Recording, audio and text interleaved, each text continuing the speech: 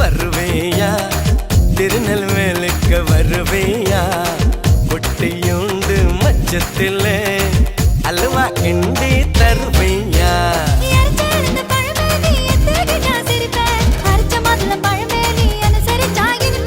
கிடைச்ச முந்தரி பழமே நீ கெட்டதெல்லாம் ஜெயிப்பேன் வெடிச்ச வெள்ளரி பழமே வெக்கம் பார்த்த எடுப்பேன்